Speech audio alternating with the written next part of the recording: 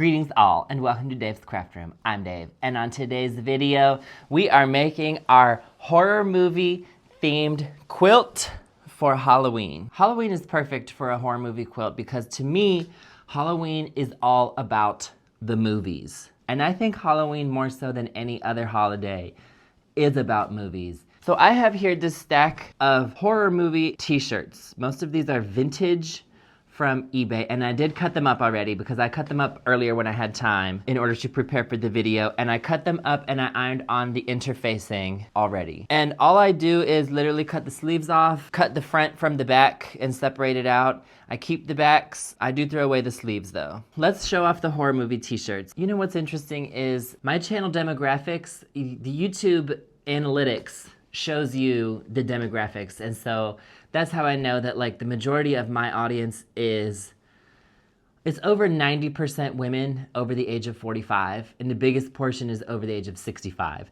So that's not necessarily the same demographic that enjoys horror movies, but I don't actually know why. Why not? I mean, my mom told me that when she was growing up, when she was a teen, she loved horror movies, and she always went to the theater to watch horror movies.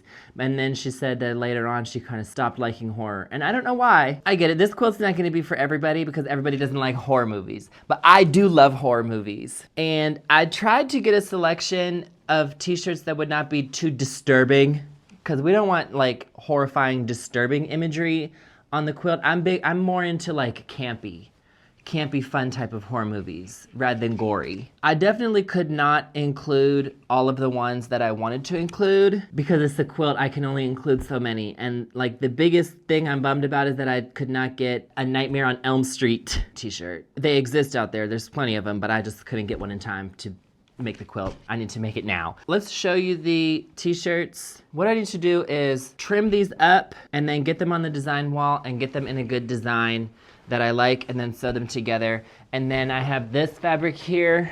This is gonna be the backing.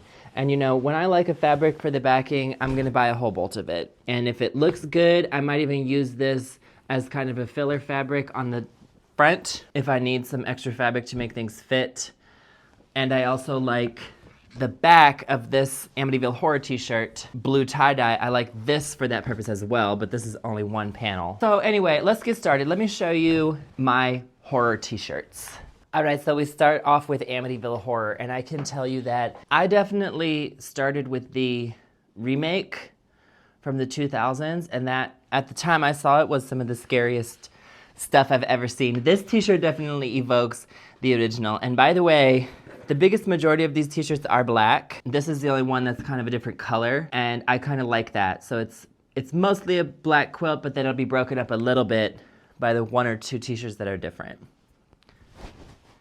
Oh my gosh, we have Elvira. I forgot about Elvira. I am a huge fan of Elvira. I think I have 2 Elvira t-shirts. This is not necessarily a horror movie. This is a horror hostess, classic, quintessential horror hostess that she apparently copied from Vampira, but never mind that.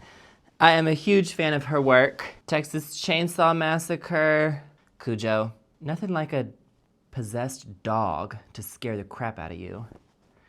Scream, okay, this, you know what, whenever I first saw Scream, I didn't realize that it was supposed to be kind of a spoof. But it is, but I'm a huge fan of Scream as well, obviously Drew Barrymore. And this one's white, this is the only one that's white. Jason Voorhees from Friday the 13th.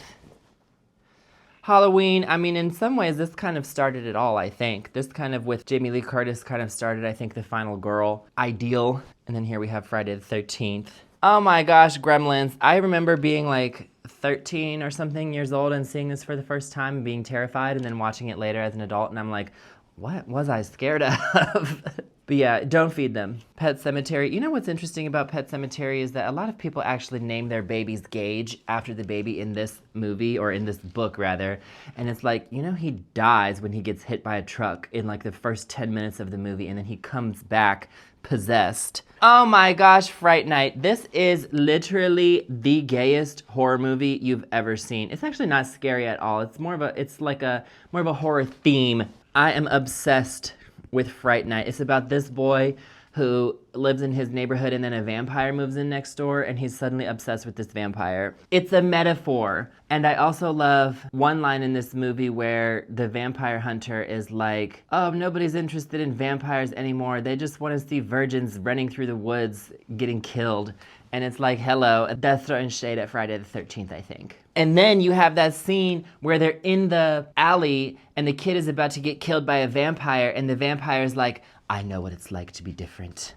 And then he kills him and eats him and turns him to a vampire. It's a metaphor. Oh my gosh, The Exorcist. This is the sleeve of the Exorcist t-shirt. You know what I like about this movie, especially the lore of this movie, is that exorcisms are a real phenomenon in the sense that they are performed. I'm not saying whether I believe in any of that. I'm just saying that they exist in the world.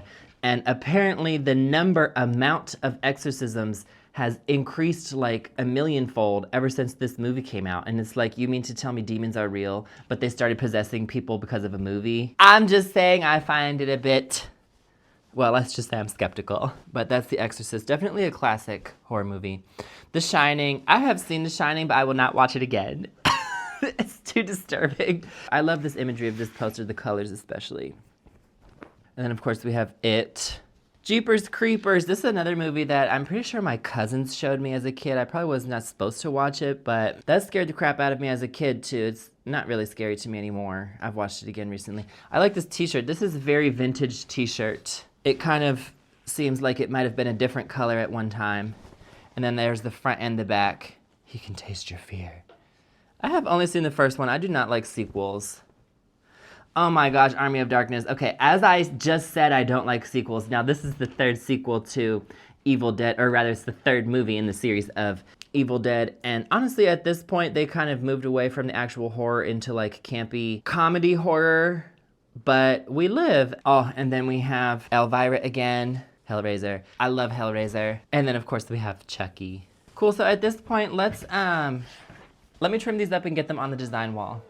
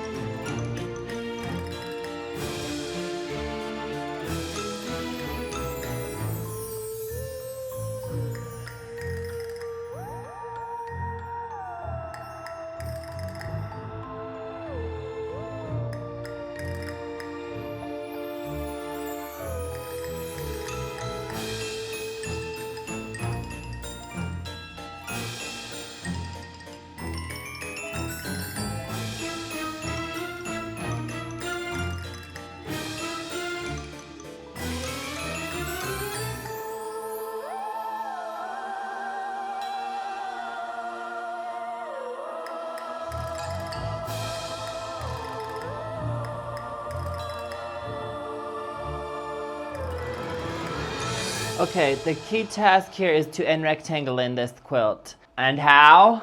I don't know.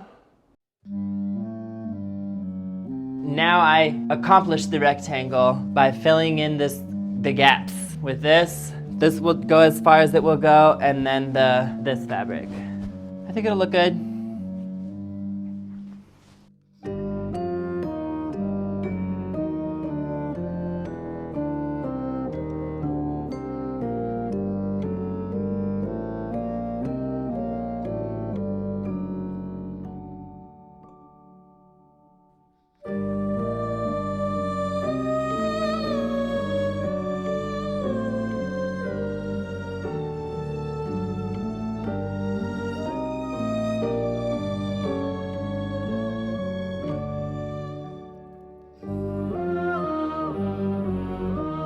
This quilt is part of my Halloween series where I also made a haunted house quilt and a Frankenstein quilt and a zombie quilt. And you can see all the Halloween quilts in my Halloween playlist on my channel. And by the way, please subscribe to my channel because I make quilt videos like this every other Tuesday.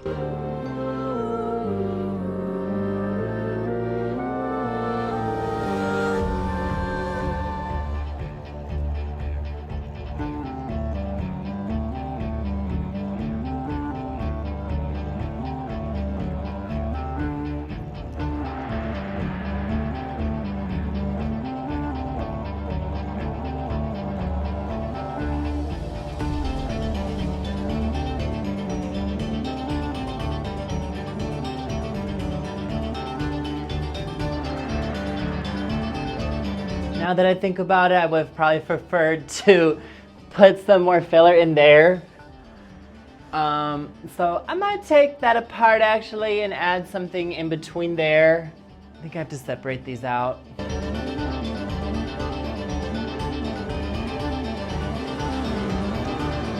Okay, that is much better now.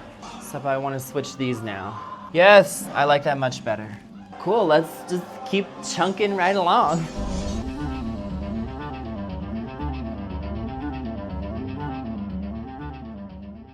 Alright people, so I have a little update because the thing is that I realized that I actually do need Nightmare on Elm Street in the quilt. I love Nightmare on Elm Street, and also my favorite Nightmare on Elm Street is actually not the first one, it's really the second one. And so this t-shirt is for Nightmare on Elm Street Part 2, Freddy's Revenge.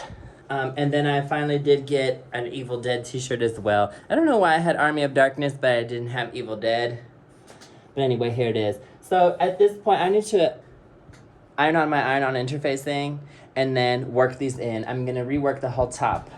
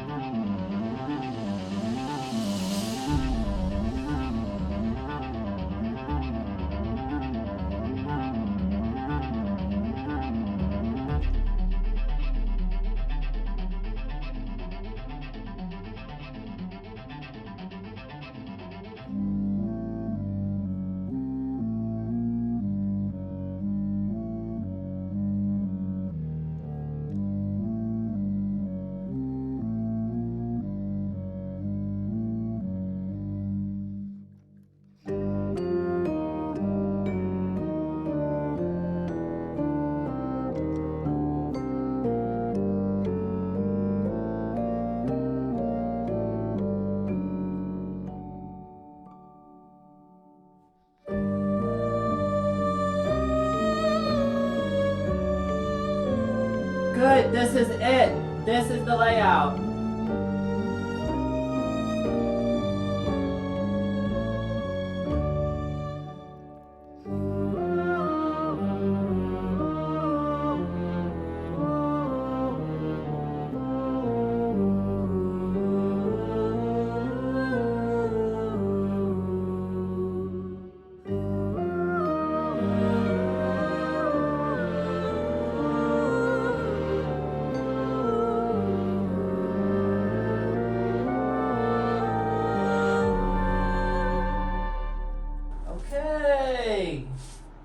Not bad. We have a little more work to do though. Yeah, the way that this backing, the iron-on interfacing is like really smooth. It doesn't really stick to the design wall very well, so I have to keep putting these pins in. Okay, just a little bit more work to do to make the lengths even, and it's a little bottom heavy. Maybe a little bit more negative space would have been better, but it's kind of too late now. But that's all right. It's still a vibe. What do we need to do? 65 inches, 67 inches, 66 inches. Yeah, I'm gonna add to these to make them the same length as this.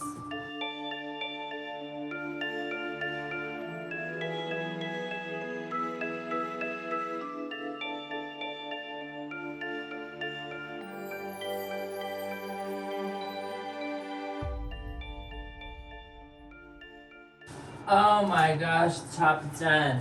Beautiful. Horrifying. Alright, so I'm gonna use this flannel for the back. Oh, I hope there's enough of it. I do have enough for the backing. And then this is my 80-20 batting. That's it, and then I'm gonna machine quilt with walking foot. Alright, I'm doing things a little differently when I draw my quilting lines on for this. I'm doing it before I baste it, normally I do it after. I don't know why I do it in that order, that's just what I do. Until today, I'm drawing the lines on now. I guess I think it'll be easier. There's a lot of black in this quilt, so that's why I have this. This is the chalk pen. This is the chalk that I'm putting in right now. And it's white. I don't use this very often. I don't like chalk, but it will show up against the black, I hope. Now, I don't like it because it's just not clear enough or permanent enough for me. I like my lines to be very, very clear. That's why I don't use it too often, but it's probably one of the few options for doing like coloring on black. They also make a white pen. And I had the white pen, but there was so little ink in it that I used it on like one quilt and then I used up all the ink. I think it was heat erasing, which like I would just throw it in the dryer. I'm doing this white stuff in the black portions, and then I have these ultra clean washable markers for the colored portions where they'll show up. There's different colors to choose to show up against a different background color. I'm gonna do like a diamond grid across it.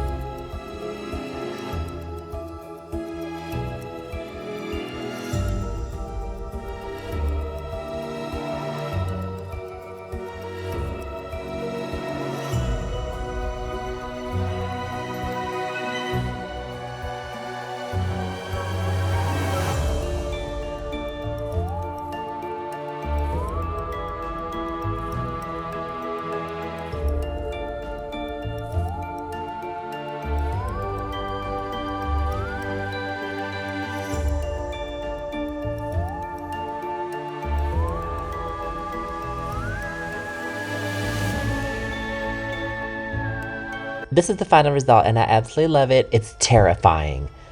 Remember to like and subscribe to my channel. Have a happy Halloween and please come again.